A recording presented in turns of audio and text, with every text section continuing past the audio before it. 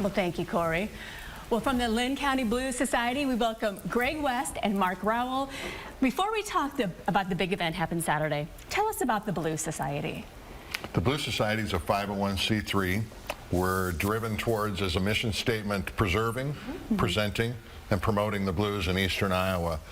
As part of our charities, we look at music and the arts in general. We obviously are blues folks. Yes.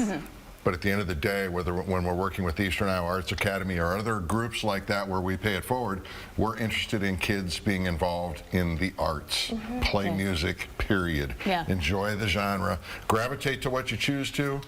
We hope it's the blues, but at the end of the day, we want to see the arts in our community thrive because we have a rich heritage here in this community. We do. We really do. Yeah, absolutely. All right, so let's talk about Blues Fest. Does the Ideal have a backyard? They do. They started utilizing it earlier this summer. They put a stage back there, increases their capacity a little bit, and no better place to listen to live music than outdoors. Yeah. Agreed. And so how many different artists will you have? We're going to have 3 artists. Icebreakers, their local band that's opening.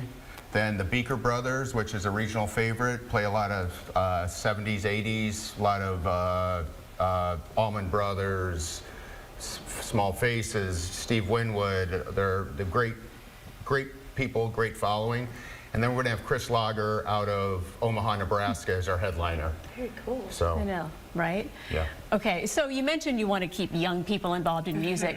How do you get them involved in blues music? You hope they like it, you want to gravitate toward it, but how do you get them involved in it? Sure. It's essentially pretty simple. One of our pay it forward charities is the Eastern Iowa Arts Academy. And they have 4 or 5 studios with studio artists, folks like Evan Stock, Craig Erickson, and others. And they work with those kids to develop bands, to develop playlists, to develop set lists, to be able to produce them, to be able to see them work live.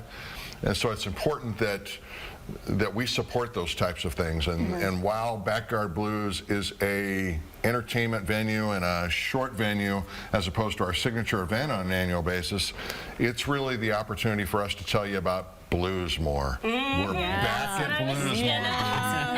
Yes, it's sort of a springboard into this really exciting, you're bringing it back. Yep. Talk about it. Yes. So we were at Bluesmore. We called it Bluesmore for over 20 years. And we switched directions and went to a couple different events. We had Czech Village Blues, we had Bourbon and Blues, and you know, there's something about those grounds, having it on the grass. It's beautiful, not only for the fans, but even the artists. I had many artists back in the day who were like, this is just so beautiful. So we're excited to be back. 2025, August 2nd, I believe.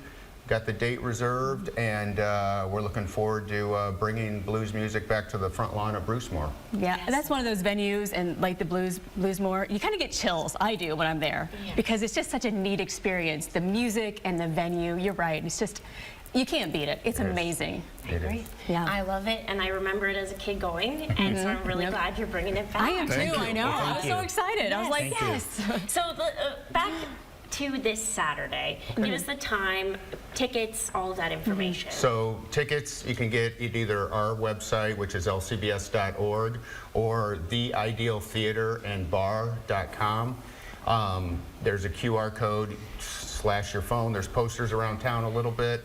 $20 in advance. Gates open at 4 p.m. I believe the bands will start at 5. And they're $20 in advance and $30 a day of show. Amazing. That's a great price. I mean, that's a wonderful price. Correct. Yes. Frankly, not only is it a great price, but with our relationship with Ideal and some of the relationships that we're building forward towards Bluesmore, ticket fees are $1. Wow. Not $30 that you might see with Ticketmaster. Not an exorbitant amount of money. Wow. $1 single. So don't make the economics, don't make weather, don't make the inability to eat, because food trucks will be there. There'll be plenty of beverages there. Cedar Ridge is a contributing sponsor, as well as the Blues Society. So you'll have the opportunity for plenty of fine spirits there, plenty of opportunity. It's a friendly environment. Should weather get icky, we do have an inside opportunity And it's there. a great Perfect. So inside. the best It's of both great. worlds, folks. Yes. Yes.